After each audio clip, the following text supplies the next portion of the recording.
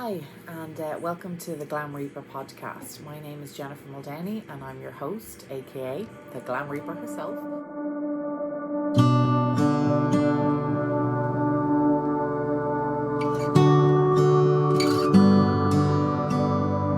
So you are famous on TikTok and Instagram. I mean, you're going from strength to strength. Alicia, tell me, what is it you do for a living? Tell our listeners what you do for a living and why I'm so fascinated with you.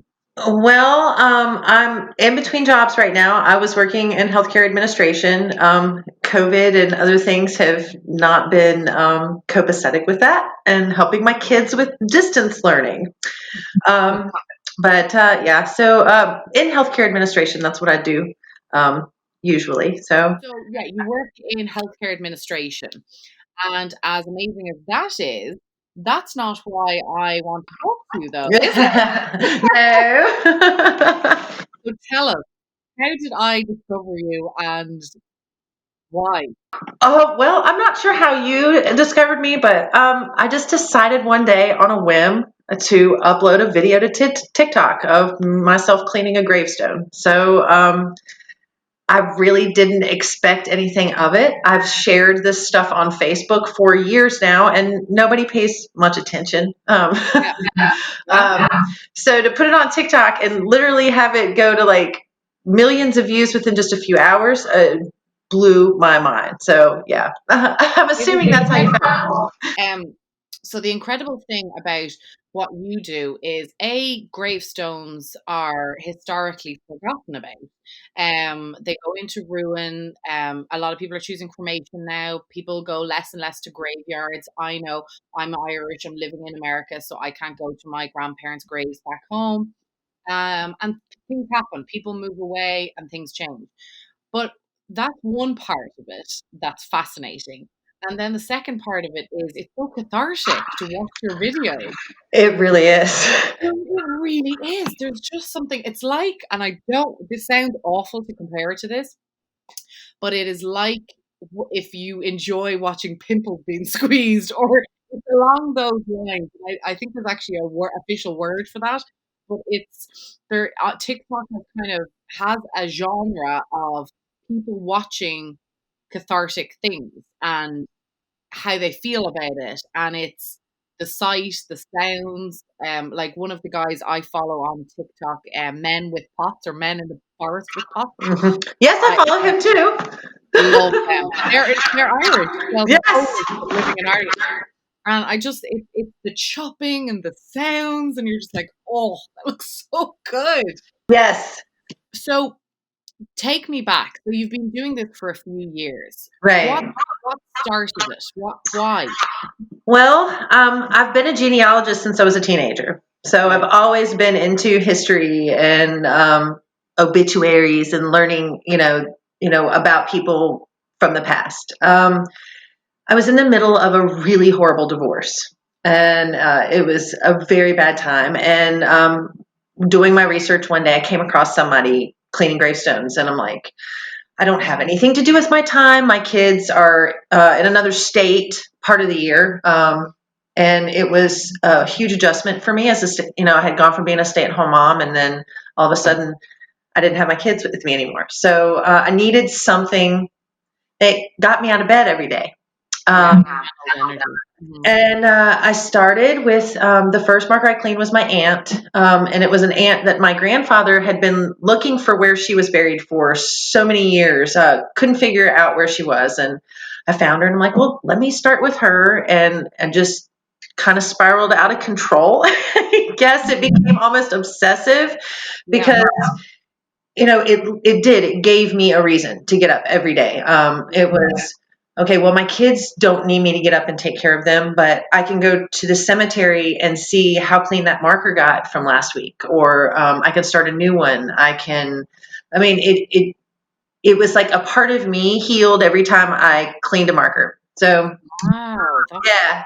that's incredible. hmm And how do you decide who you're going to clean? Is there it's system? I just kind of wander aimlessly. Right. Where are you based? Actually, that's I am in Bedford County, Virginia. So, Okay. um, I used to live in Virginia, and I in actually do. Alexandria. You used to live in Virginia? Yeah, in Alexandria. Okay, yeah, my great grandparents lived in Alexandria, so I'm familiar. Mhm. I knew Northern Virginia when it was still rural. So, Right. Okay. Beautiful, beautiful part of the country. I yes, love a lot of the history down there. yes, Yeah, Old Town Alexandria is one of my favorites, actually. Yeah. it's beautiful there.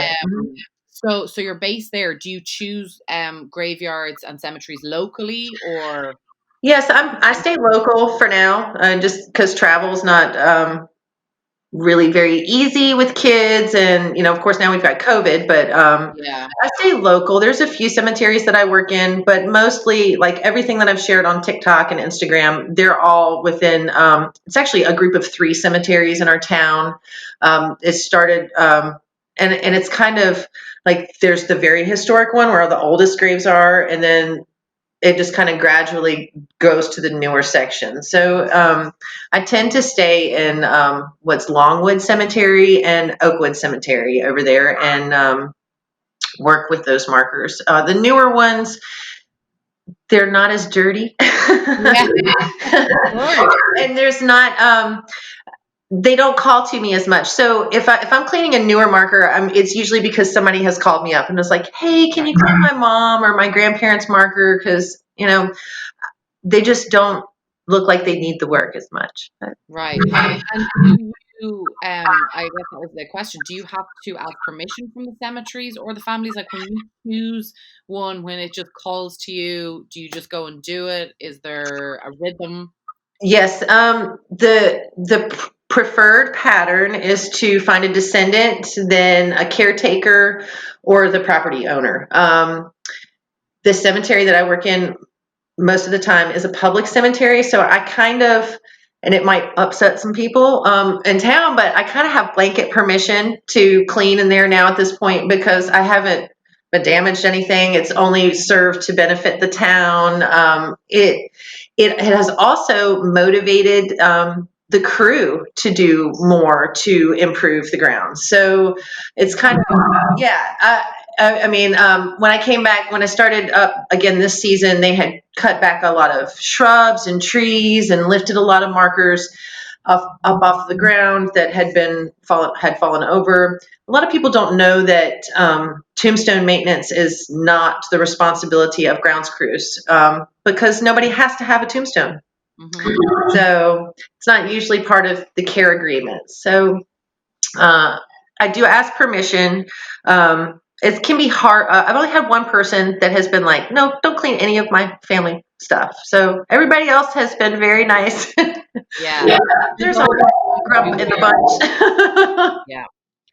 There's always going to be one person who's cranky or whatever. I mean, I think what you do is incredible. Are there particular chemicals you use? I mean, it really is. I'm revisiting the videos and like just Right? the scraping down of all of the. I mean, it's just and it's incredible.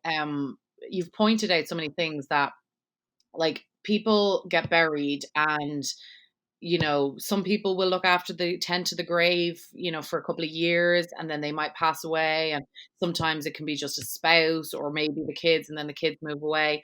And really and truly, I actually can remember very solidly and clearly because of what I chose to be my service is I remember going to my grandparents' grave in Athboy in County Meath in Ireland. And I remember they had the most beautiful, pristine grave and shiny penny brand new, and right beside about 10 feet away was this old cracked decrepit like almost sunken in grave. And even as a child I remember I used to always stand beside them, and I remember I used to kind of almost talk to them and sort of be like, so sorry that you got left behind or that this has happened to you, because it is very sad to see. And I mean, one of my favorite things is wandering through cemeteries and the stories that I feel headstones provide. And I mean, it was one thing actually, I was talking to a funeral director only recently that I feel like there could be a movie or a TV show in it where the person nearly jumps into the grave and suddenly relives that person's life. And because there's, I mean, that famous poem of the dash, you know. Mine is 1982 to hopefully a long time yet, but it's about how you use your dash, how you use the time that you are alive. And I just think cemeteries are just so fascinating because people die young, they hardly get a chance at life, and people live 100 years, and it's just incredible. And I'd say when you're doing that unveiling process, do you feel anything like I don't even necessarily mean spiritual, but there has to be something going on. I mean, I guess it's been an ongoing thing for me since I started. Um, I've always kind of had a weird draw to that kind of aspect of being and the spiritual world and stuff like that. But yeah, I went by the cemetery this morning. It's very cold here, so I can't clean, but I drive by and I walk, and it's like I almost feel like they're waiting for me, you know? Oh, Yeah. So wow.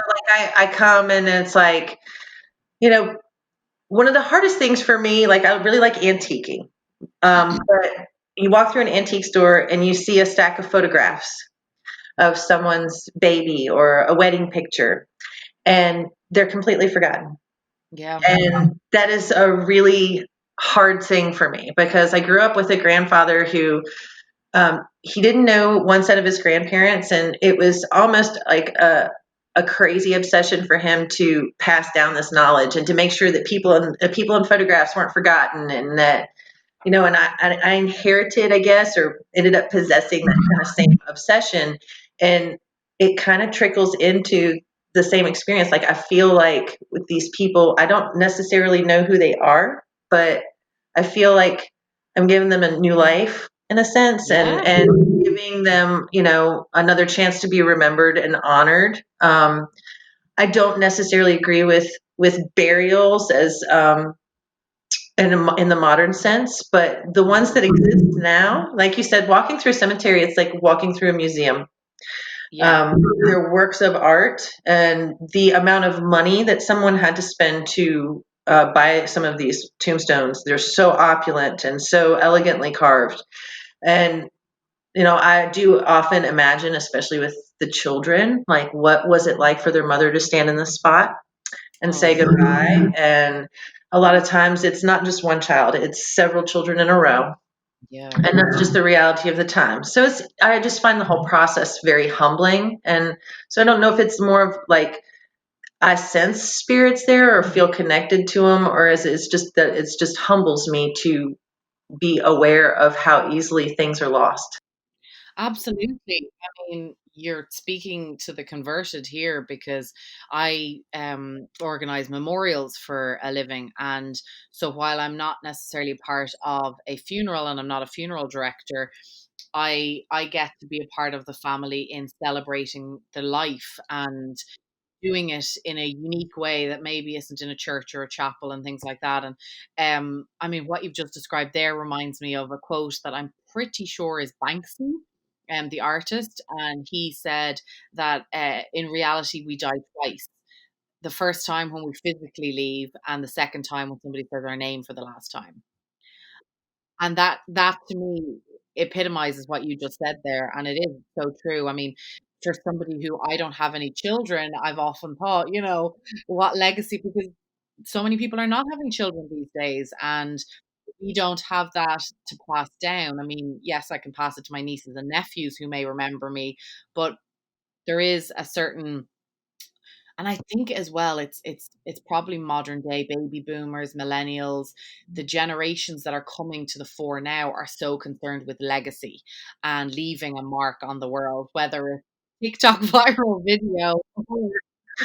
That's right. That 5 minutes of fame is very important to the younger Very, generation. It's also absolutely. much more easily attainable than Yeah, it ever used to be. So it's like, when is your opportunity? Not are you going to get it? So it's just a absolutely. question of when it happens. Absolutely. And when you posted that video and it went viral, how has your life changed I mean, has it changed drastically? Did it change just It right? hasn't changed too drastically. I think the biggest change I've noticed is that the town and where I live, people are just more aware.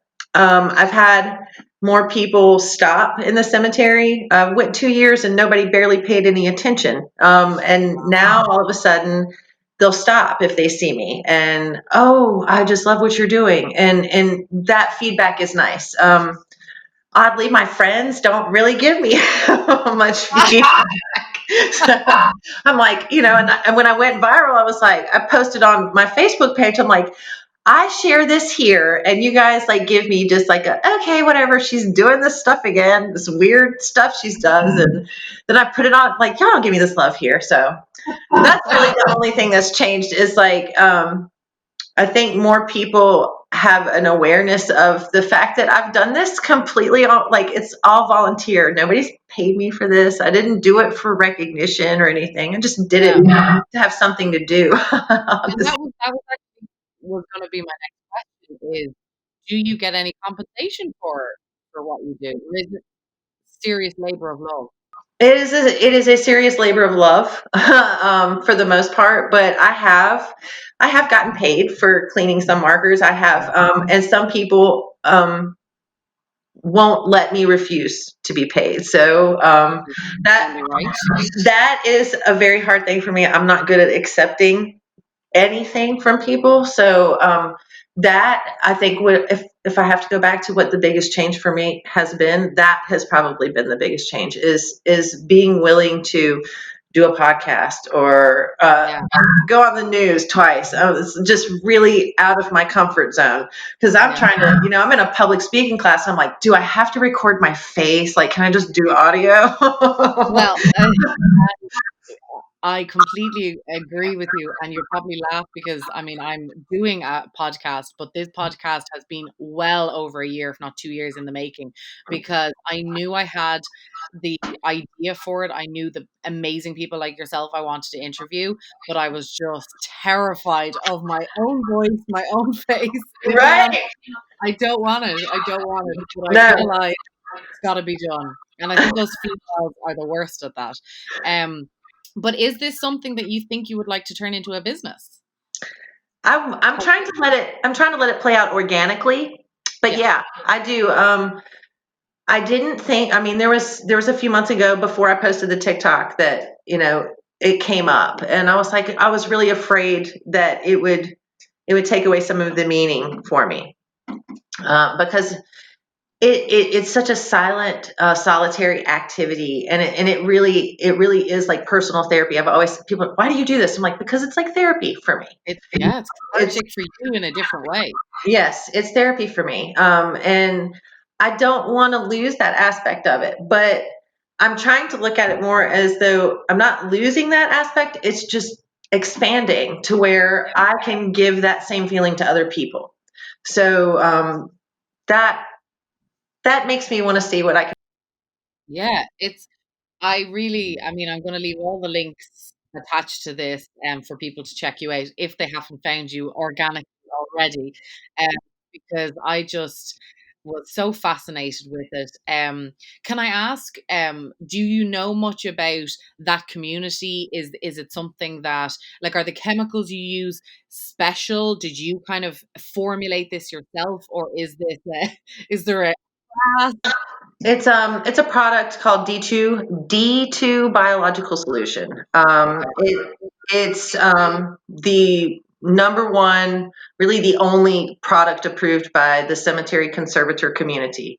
Um, most of the diehards will be very upset and do not entertain the discussion of anything else. So we don't use anything else. We don't recommend anything else. So but everything aside from the D2, everything else is purchased. You can get at your local hardware store, your dollar store. It's just soft brushes and lots of water. No, that's. But Yeah. other than that, it's a pretty easy hobby. And something that you can do during COVID. That was Very socially distant. because schools here closed in March 13th. Then a few weeks later, they closed parks because it was like, okay, we can't go to the school, so we'll take our lunch to the park. Now you can't go to the park either. but nobody sought to shut down a cemetery. And so I'd take my kids, they'd run, they'd play Pokemon Go, whatever weird game they're playing. And nobody bothers us, it's just amazing. Alicia, once again, like kindred spirits, my friends roared laughing because all of during that lockdown, that initial craziness. I know I work in the funeral community, but like memorials are, gathering of people. So I was done. All I did was go for walks and my runs in the cemetery and up and down, in and out the graveyards. So, and that was something I actually did pre-COVID, but a bit like you, I realized incredible, I can still do this. So I kept doing it, but to the point of towards the end, I remember meeting a friend of mine in Brooklyn and he was like, well, where can we go for our lunch? And I said, well, Yes. Well, that's we what stand. people used to do. They used to picnic. So Yeah. why not? Yeah, absolutely. And people think it's morbid. I mean, I've always known, even if I didn't know, that I was born to do this because even when I was learning handwriting and calligraphy when I was younger, what I used to write was an epitaph from gravestone. And I remember it to this day, Robert Herring. I mean, so I always knew, and a bit like yourself, I always had this affinity and this draw to the history and it really is incredible. And yeah, I mean, thank you so much for just coming on and sharing this Sure. love. And it is just beautiful that it's so organic. Thanks. And yeah, I mean, how many videos have you got on TikTok now at the moment? I don't know how many I have on there now. Because Followers. oh gosh, I think it's over 600,000 now. Wow. Yeah. Incredible. Yeah, I don't know how that happened. So, yeah, I do. it's very kind of weird, but at the same time, because I haven't put much of myself, like my face out there, I still kind of feel a little private. Like I haven't had to throw myself out there too much, but I think I'm going to have to stick myself out there a little bit Yeah. more. Well, absolutely. I mean, this is the first time we're meeting, and so lovely to see your lovely face. But Thank you. it's like the Avenger in the cemetery. It's like you're in a costume, and we don't get to see your face. I would definitely advise everybody to check out Alicia's TikTok. And again, I'll leave all the links and stuff because I just think it's a beautiful thing you're doing for the dead. It's a beautiful thing you're doing for the living and for history. I mean, we're going to need another one of you in another 100 years to do all this all over again. But Well, I for hope so. now, I it's hope so. incredible. Thank you. Well, thank you so much for taking the time, Alicia. And